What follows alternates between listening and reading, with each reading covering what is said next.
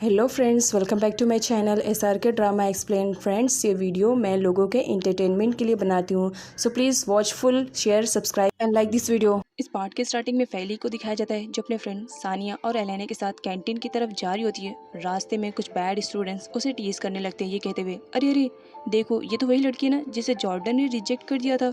और करे भी क्यों ना, कितनी चीपेस्ट है, ऑर्फनेज से आई हुई लड़की और जॉर्डन को चलिए प्रपोज करने के लिए। रागा को बुरा लगता है, वो उन लोग की पिटाई करने के लिए जाता है और उन्हें वार्न करता है कि वो फैली को परेशान न करे, जिस पर वो लोग उल्टा रागा को ही चिल्लाने लगते हैं, तुम भी तो फैली को कितनी ज़्यादा नफरत करते थे और परेशान करते थे, तब हमने कुछ कहा नहीं ना, फिर आज अगर हम फैली को परेशान करें तो बीच में इंटरफेयर करने की जरूरत नहीं है। अब रागा को और ज़्यादा गुस्सा आ जाता है कि इन लोग की हिम्मत भी कैसे हो रही है फैली के बारे में इस तरह से बात करने के लिए। वो उन लोग का कॉलर पकड़ लेता है। फैली मना करती है रागा को ऐसा करने के लिए, क्योंकि फैली बिल्कुल भी नहीं चाह रही थी कि उसकी वजह से यहाँ पर फाइटिंग स्टार्ट हो जाए। वो अपसेट होकर के वहाँ से जब जा रही होती है तो जॉर्डन देख करके उसे भी बुरा लगता है फैली के बारे में कि हर कोई उसे टीज कर रहा है उसकी वजह से। जब फैली जा रही होती है तो उसके पीछे रागा जाता है और रागा को देख करके हैंगा और नावीरो भी जाते हैं, साथ में जॉर्डन भी रहता है। और यहाँ पर सीन कुछ इस तरह से क्रिएट हो जाता है मानो फैली के वो चारों एकदम से परफेक्ट बॉडीगार्ड है। खैर, फैली को भी देख करके ये अच्छा लगता है, वो स्माइल करती है और उन्हीं के जस्ट पीछे कालोई रहती है। कालोई जब देखती है कि फैली को ये लोग कुछ ज़्यादा ही प्रोटेक्ट करने की कोशिश करें तो उसे बुरा लगता है कि मेरी इतनी प्लानिंग के बावजूद भी फैली आज भी इन्हीं लोगों के साथ है। वो जब बस में बैठती है तब उसके फ्रेंड आते हैं और उससे पूछते हैं, क्या बात है, तुम्हारी तबीयत खराब है क्या, इतनी ज़्यादा मुंह बना के क्यों बैठी हो, कुछ प्रॉब्लम है तो शेयर कर सकती हो सकता है हम सॉल्व कर सके, तुम्हारे फ्रेंड्स हैं। तब यहाँ पर कालोई कहती है, मेरी सबसे बड़ी प्रॉब्लम फैली है, इतना सब कुछ करने के बावजूद भी देखो वो सब आज भी उन्हीं लोग के साथ रह रही है, मुझे बहुत बुरा लग रहा है। तब उसके फ्रेंड बोलते हैं, आखिर तुमने किया क्या है। यहाँ पर कालोई उन लोगों को नहीं बताती है कि एक्चुअल में वो वीडियो उसी ने अपलोड किया था। यहाँ पर वो बताती है कि फैली मेरे लिए सबसे बड़ी प्रॉब्लम है, मैं उससे बस दूर रहना चाहती हूँ, लेकिन वो है कि हमेशा मेरे आसपास ही मंडराती रहती है। देखो, उसे जॉर्डन को भी प्रपोज किया, वो दिन दूर नहीं जब वो रागा को भी प्रपोज करेगी। तब वो दोनों लड़कियाँ कहती है, तुम फिक्र मत करो, वो दोबारा ऐसी हिम्मत नहीं बना पाएगी। तुमने उसका फेस नहीं देखा है, जॉर्डन के रिजेक्ट करने पर उसका फेस कितना सैड सा हो गया है, तुम फिक्र मत करो। जिस पर कालोई कहती है, तुम दोनों मेरी फीलिंग्स को नहीं समझ पाओगे कि इस वक्त मैं किस सिचुएशन से गुजर रही हूँ। जब वो लड़की नावीरो और हैंगा को प्रपोज करेगी ना, तब तुम्हें समझ में आएगा। जब तुम्हारे लवर के सामने कोई दूसरा प्रपोजल रखेगा ना, तब तुम्हें पता चलेगा कि मुझे कैसा फील हो रहा है। तब वो दोनों लड़कियां कहती हैं, देखो ऐसी बात मत करो, नावीरो और हैंगा को हम दोनों लाइक करते हैं, लेकिन इसका मतलब ये नहीं कि हम फैली को ये परमिशन देंगे कि वो उसे जाकर के प्रपोज करे। जिस दिन ऐसा हुआ ना, हम फैली को छोड़ेंगे नहीं। नेक्स्ट सीन में दिखाया जाता है फाइनली वो लोग ट्रिप से आ जाते हैं और नावीरो कहता है, आते ही होम स्वीट होम, होम जैसी कोई भी चीज़ नहीं है, यहाँ पर आकर के बहुत शांति मिलती है। और वो लोग अपने कमरे में जाने लगते हैं। पहले भी अपना लगेज लेकर के जब सीढ़ियों से जा रही होती है तो उससे हैंडल नहीं होता है, वो ट्राई कर रही होती है उसे ऊपर ले जाने के लिए, बट हो नहीं पा रहा था। तब वहाँ पर जॉर्डन आता है और फैली से कहता है, लाओ मैं तुम्हारे लगेज उठा करके तुम्हारे रूम तक छोड़ दूँ। लेकिन फैली उससे काफ़ी नाराज़ थी, इसी वजह से मना कर देती है, नहीं मैं मेरा काम खुद कर सकती हूँ, तुम्हारी हेल्प की ज़रूरत नहीं है। और वहाँ से चली जाती है। जॉर्डन को बुरा तो लगता है बट वो कुछ बोलता नहीं। रागा वहीं पर था। रागा देखता है कि किस तरह फैली अब जॉर्डन को इग्नोर करने की कोशिश कर रही है। फैली अपने कमरे में आती है और अपनी पर्सनल डायरी में रोते हुए लिख रही होती है अपनी मॉम से कि मॉम, मैंने जॉर्डन को प्रपोज़ किया बट उसने मुझे रिजेक्ट कर दिया, मेरा दिल टूट गया है, मुझे अपना पहला प्यार नहीं मिल पाया। खैर, यहाँ पर वो बहुत ही ज़्यादा रो रही होती है और साथ ये भी लिख रही होती है, क्या हम गरीबों को प्यार करने की परमिशन नहीं है, क्या हम अपनी फीलिंग्स को किसी के सामने नहीं रख सकते मॉम, क्या मैंने गलत किया। यही सारी बातें वो लिख करके बहुत ज़्यादा रो रही होती है कि उसे उस वक्त उतना ज़्यादा बुरा नहीं लगा था जिस टाइम जॉर्डन ने उसे रिजेक्ट किया था, जितना कि लोगों ने उसे परेशान करके बुली करके इतना हर्ट कर दिया था कि वो बेचारी अंदर से पूरी तरह से टूट चुकी थी। जॉर्डन को दिखाया जाता है वो फैली के रूम के सामने आता है और वो फैली से बात करना चाहता था। इसी वजह से वो डोर तो नॉक करना चाहता था लेकिन उसकी हिम्मत नहीं हो रही थी, वो फैली का कैसे सामना करता। इसी वजह से वो बाहर वेट करता है कि फैली जब बाहर आएगी तो मैं उससे बात कर लूँगा, हो सकता है जब तक मुझ में हिम्मत बन जाए। और फैली तो बस रोए जा रही होती है। तभी उसे बाहर से कुछ आवाज़ आती है, वो डोर पर जाती है बट वो डोर को ओपन नहीं करती है बल्कि कान लगाकर सुनने की कोशिश करती है कि बाहर क्या चल रहा है। जॉर्डन बड़ी हिम्मत बना करके दरवाजे को खोलने वाला रहता है लेकिन वो अपने हाथों को पीछे कर लेता है, ये सोचते हुए कि वो फैली का सामना कैसे करेगा। तो यहाँ पर वो कान लगा लेता है डोर से और फैली को आवाज़ देने लगता है बट अंदर से कोई रिस्पांस नहीं मिलता है, जिसकी वजह से वो काफ़ी परेशान हो जाता है और वो वहाँ से चला जाता है। यहाँ पर फैली भी बहुत ही ज़्यादा अपसेट रहती है और बस रोए जा रही होती है। इधर हैंगा और नावीरो को दिखाया जाता है, उन दोनों के बीच में कॉम्पिटिशन लगी हुई रहती है कि गेम को कौन जीतेगा। हैंगा नावीरो से कहता है, देख लो हार जाओगे, पहले भी कह रहा हूँ इस गेम का मैं चैंपियन हूँ। तो नावीरो कहता है अगर तुम इस गेम के चैंपियन हो तो मैं भी चैंपियन हूँ, देखते कौन जीतता है। दोनों कंपटीशन कर ही रहे होते हैं और हैंगा जीत जाता है। तब वहाँ पर रागा आता है और पिलो फेंक करके मारते हुए कहता है तुम लोग क्या खेल रहे हो, हमेशा यही बकवास गेम में तुम लोग बिजी रहते हो। अगर कुछ करना है लाइफ में, बहुत सारी चीजें हैं उसे करो, जरूरी है इस गेम में बिजी रहो। तो रागा कहता है ब्रो तुम्हें मालूम है ना गेम मेरी जान है और तुम क्या समझो गेम लवर्स कैसे होते हैं। जॉर्डन उन लोग के पास आता है और उनसे कहता है क्या तुम लोग को आइडिया है फैली कहाँ पर है, क्योंकि मैं हर जगह उसे ढूंढ चुका हूँ, वो कहीं पर भी नहीं मिल रही है। तब रागा कहता है नहीं नहीं फैली अपने कमरे में है, मैं उसे डिनर के लिए बुलाने के लिए गया था, बट उसने साफ मना कर दिया कि उसका मन नहीं है, इसी वजह से वो अपने कमरे में ही है। यहाँ पर जॉर्डन कहते हैं क्या फैली ने डिनर नहीं किया है। तो रागा कहता है नहीं उसने डिनर नहीं किया है क्योंकि वो बहुत ही ज़्यादा अपसेट है तुम्हारी वजह से। हैंगा जॉर्डन से कहता है तुम्हारा छोटा भाई हूँ लेकिन इसका मतलब ये नहीं कि मैं तुम्हें एक बड़ी सजेशन नहीं कर सकता हूँ, कर सकता हूँ ना। ये कहते हुए वो जॉर्डन के पास जाता है और उससे कहता है मैंने हमेशा तुम्हें समझाया है ना कि तुम्हें लड़कियों से थोड़ा सा सख्त में रहना चाहिए, उनसे हार्ड तरीके से बात करना चाहिए, ये नॉर्मल बिहेवियर में उनके सामने नहीं रहना चाहिए। माना तुम्हारा दिल साफ है, तुम लोगों की मदद करना चाहते हो, लेकिन सामने वाला बंदा तुम्हारे बारे में कुछ और ही सोचने लगता है, तो ये बिल्कुल भी अपने बारे में तुम इस तरह से मत क्रिएट करो। क्योंकि देखो तुमने तो सिर्फ और सिर्फ फैली की हेल्प की, लेकिन तुम्हारी हेल्प की वजह से फैली के दिल में तुम्हारे लिए फीलिंग्स जागी, ये सोचते हुए कि तुम उसकी हेल्प करते हो, तुम उससे प्यार करते हो, इसी वजह से देखो ये मिसअंडरस्टैंडिंग हुई। अब मैं तुम्हें समझा रहा हूँ, ये बात तुम अच्छी तरीके से समझ लो तो बेटर रहेगा।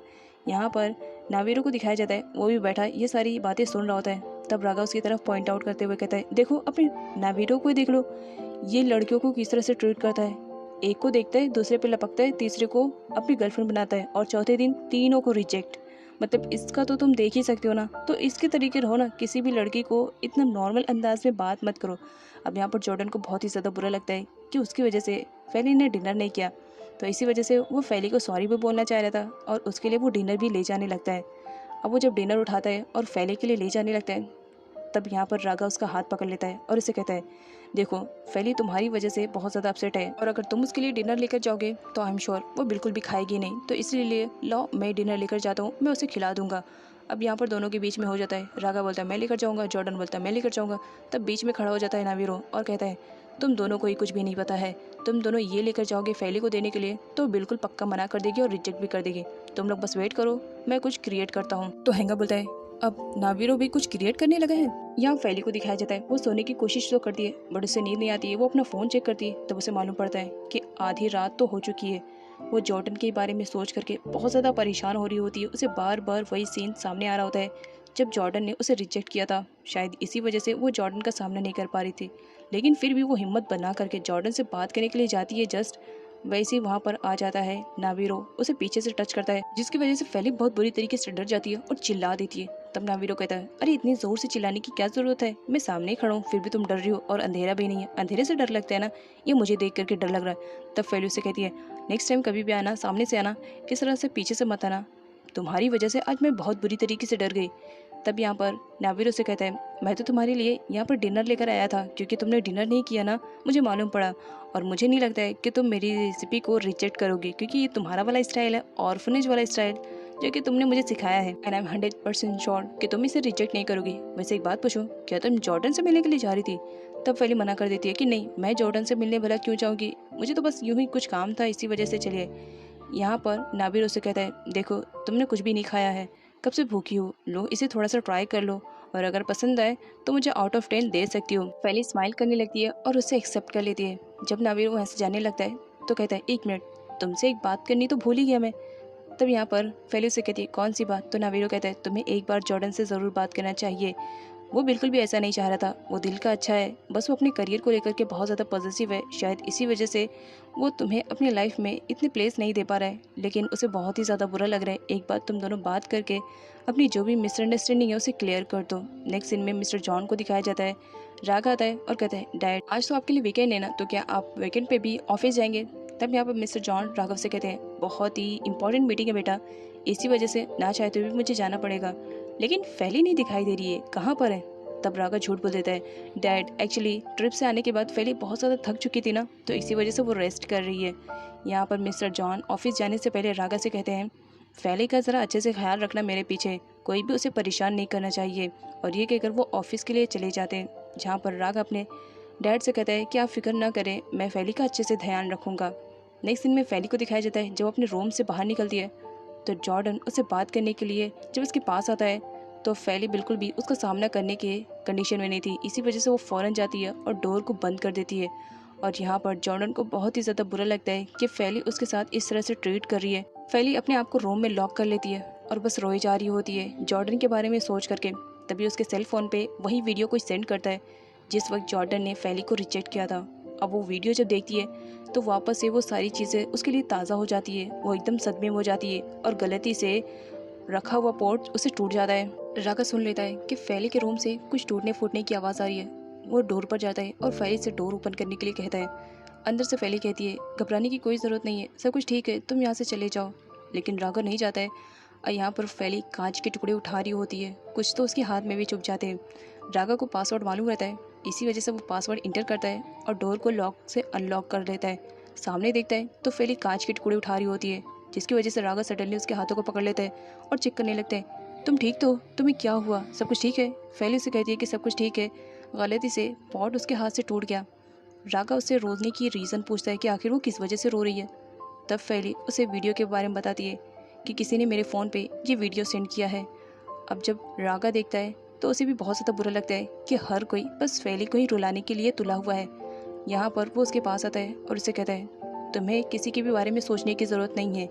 अगर जॉर्डन ने तुम्हें रिजेक्ट कर दिया तो इसका मतलब क्या, तुम अपनी ज़िंदगी में आगे बढ़ना भूल जाओगी? क्या तुम हमेशा दूसरों की सुनती रहोगी? लेकिन फैली तो बस रोने में ही बिजी थी। तब रागा उसके हाथों को पकड़ता है और उसे अपने सामने बिठाता है और उससे कहता है देखो इस तरह से बिल्कुल भी रिएक्ट मत करो। तब फैली रागा से कहती है कैसे ना रिएक्ट करूँ, मैंने जिसे भी चाहा कि मेरी लाइफ में वो रहे बट मुझे कभी भी कुछ भी नहीं मिला, ना मेरे पेरेंट्स मिले ना मुझे मेरा प्यार मिला। तब यहाँ पर राघव से कहता है देखो इस तरह से बात मत करो क्योंकि तुम जानती हो अच्छी तरीके से कि उस स्कूल में तुम्हारा पढ़ने का सपना था जो कि पूरा हुआ ना, तो बस ना इस वजह से ये मत सोचो कि तुम्हारी लाइफ में तुम जो चाहती हो वो मिलेगा नहीं, सब कुछ मिलेगा, बस तुम्हें थोड़ा सा वेट करना पड़ेगा। फैली यहाँ पर और ज़्यादा रोना स्टार्ट कर देती है। तब राघव से कहता है अब क्या हो गया, अभी तो चुप हो गई थी फिर रोना क्यों स्टार्ट कर दिया?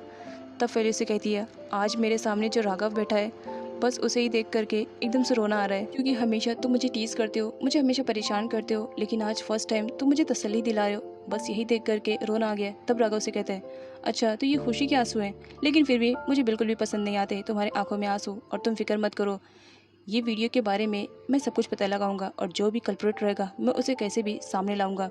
और यहाँ पर वो इसे एडवाइस करता है कि उसे हीमा से बात करनी चाहिए। हीमा भी वो वीडियो देख रहा होता है, बेचारे का दिल भी टूट जाता है क्योंकि कुछ भी हो वो भी फैली को लाइक करने लगा था। लेकिन जब उसे मालूम पड़ता है कि जॉर्डन ने उसे रिजेक्ट कर दिया है तो उसके दिल में एक चाहत से हो जाती है कि अभी भी मेरे पास मौका है, मैं फैली को इम्प्रेस कर सकता हूँ। यहाँ पर वो यही सारी बातें बस सोच रहा होता है, तभी उसे फैली का मैसेज आता है जिसे पढ़ने के बाद वो बहुत ही ज़्यादा खुश हो जाता है क्योंकि फैली उसे कैंटीन में बुला रही होती है। हीमा दिल ही दिल में सोचता है मेरे पास एक मौका है, किसी भी तरह फैली को कन्विंस कर लूँ फिर वो मेरी हो जाएगी। अब यही सारी बातें सोच करके वो कैंटीन में आता है और फैली को देख करके उसके फेस पे एक बड़ी सी स्माइल रहती है, लेकिन ये स्माइल ज़्यादा देर तक उसके फेस पे नहीं रहती है। जब वहाँ पर वो राघव को देखता है और फैली से कहता है तुमने तो कहा था कि तुम आने वाली हो, लेकिन तुमने ये नहीं बताया था कि राघव भी तुम्हारे साथ आने वाला है। तब फैली उसे बताती है कि राघव ही मुझे एडवाइस किया था तुमसे बात करने के लिए। तब यहाँ पर इसे मालूम पड़ता है कि यहाँ पर आने का सबसे बड़ा रीज़न है फैली की हेल्प करना। वो फैली की हेल्प तो करना चाह रहा था लेकिन उसके सामने रागा था, लेकिन वो रागा को इग्नोर करता है और फैली की हेल्प करता है बिकॉज फैली को वो लाइक करता था। तो इसी वजह से वो भी चाह रहा था कि फैली के ऊपर जो भी इल्ज़ाम जिसने भी लगाया है वो सामने आए। फैली हीमा से रिक्वेस्ट करती है कि प्लीज़ वो पता लगाए कि आखिर ये वीडियो किसने अपलोड किया है। हीमा को अच्छे से कंप्यूटर यूज़ करने आता था, उसे सारी चीज़ें मालूम थी, कंप्यूटर की हर इन्फॉर्मेशन उसे थी, इवन वो किसी की भी कंप्यूटर को हैक भी कर सकता था। खैर यहाँ पर वो अपने कंप्यूटर में कुछ टाइम के लिए वक्त लेता है और उसके बाद वो कल्प्रिट को सामने लाता है और उसे बताता है कि ये वीडियो किसी और ने नहीं बल्कि कालोई ने अपलोड किया है। फैली जब कालोई का नाम सुनती है तो कुछ टाइम के लिए बेचारी वो भी शॉक में थी क्योंकि वो कालोई को दिल से अपनी बेस्ट फ्रेंड मानती थी। लेकिन जब उसे मालूम पड़ा कि कालोई कैसी है तो बहुत हर्ट होती है और वहाँ से चली जाती है। और यहाँ पर हीमा का भी दिल टूट जाता है, वो फैली के साथ टाइम स्पेंड करना चाह रहा था। यहाँ पर राघव फैली से कालोई के बारे में पूछता है, तब फैली उसे सब कुछ बता देती है कि कालोई उसकी बेस्ट फ्रेंड है, वो लोग एक दूसरे को बहुत पहले से जानते थे और वो ऑर्फनेज में थी, लेकिन किसी ने उसे अडॉप्ट कर लिया, तब से वो उससे अलग हो गई। लेकिन अब उसका बिहेवियर बहुत ही ज़्यादा चेंज हो गया और उसे यकीन नहीं आ रहा है कि ये सब कालोई ने किया है। तो यहाँ पर राघव को दिखाया जाता है वो फैली को अपने वर्कशॉप में लेकर आता है ताकि वो उसका माइंड थोड़ा सा चेंज कर सके। फैली उसे कहती है तुम यहाँ पर वर्कशॉप में मुझे क्यों लेकर आए? तो राघव कहता है ताकि यहाँ पर हम थोड़ा सा इंजॉयमेंट कर सके। फैली हंसने लगती है और कहती है इस वर्कशॉप में हम इंजॉयमेंट कर सकते हैं, कैसे? तो राघव कहता है इंजॉयमेंट करने के लिए कोई अच्छी प्लेस की ज़रूरत नहीं है, बस हमारे माइंड में हमें क्रिएट करने पड़ते हैं, उसके बाद तो इंजॉयमेंट हो जाता है। तब यहाँ पर फैली कहती है अच्छा तो बताओ तुम किस तरह से यहाँ पर इंजॉयमेंट करोगे? तो राघव से कहता है तुम चाह करके 2 मिनट बैठो, मुझे तुमसे कुछ बात करनी है। फैली जब बैठती है तो राघव यहाँ पर उसे एक ड्राइंग शो करने लगता है, जिसे देखने के बाद ऑब्वियसली फैली के फेस पे एक बड़ी सी स्माइल आ जाती है, वो हंसने लगती है। और यहाँ पर पेंटिंग को दिखाया जाता है, उसे राघव ने ड्रॉ किया था जो कि एक कार मॉडल थी। यहाँ पर फैली कहती है सच में यकीन नहीं आ रहा है ये तुमने ड्रॉ किया है? तो राघव कहता है हाँ मालूम है मेरी ड्राइंग अच्छी नहीं है, इसका मतलब ये नहीं कि तुम मेरी इस ड्राइंग पर हंसो। माना मेरी ड्राइंग अच्छी नहीं है, लेकिन यहाँ पर देखो मेरे वर्कशॉप में कितने स्टाइलिश कार है जो कि मैंने प्रेजेंट किया है। फिर यहाँ पर वो किसी भी तरह फैली को थोड़ा सा डिप्रेशन से दूर करना चाह रहा था, इसी वजह से वो फैली से कहता है मैं चाहता हूँ कि तुम कार्स की ड्राइंग करो ताकि मुझे जो भी पसंद आएगा मैं उसे प्रेजेंट करूँगा। वो किसी भी तरह बस चाह रहा था कि फैली अपनी डिप्रेशन से थोड़ी सी बाहर आए, और सच में राघव की इस हेल्प की वजह से फैली कुछ टाइम के लिए डिप्रेशन से बाहर आती है। नेक्स्ट सीन में दिखाया जाता है दोनों जब घर आते हैं तब फैली यहाँ पर गुड बाय बोल करके राघव से जब अंदर जाने लगती है तब राघव से कहता है 1 मिनट रुकना जरा। फैली पूछती है क्या बात है? तो राघव कहता है मुझे तुमसे कुछ इंपॉर्टेंट बात करनी है, और ये कहते हुए वो फैली के क्लोज आता है और उसे कहता है ड्राइंग ज़रा अच्छी बनाना। तब फैली उसके फेस पर हाथ रखते हुए कहती है क्या सच में तुम्हें क्या लगता है मैं ड्राइंग अच्छी नहीं करती हूँ? तुमने मेरे बारे में इतनी सारी इन्फॉर्मेशन को तो प्रोवाइड कर लिया, वो भी कहाँ से? तब राघव कहता है अब इतने दिनों से तुम हमारे घर पे रहती हो तो जाहिर सी बात है तुम्हारे रहने की वजह से कुछ ना कुछ तो मुझे भी पता चलेगा, तो बस समझो यहीं से पता चल गया। यहाँ पर फैली उसे गुड बाय बोलती है और वहाँ से चली जाती है।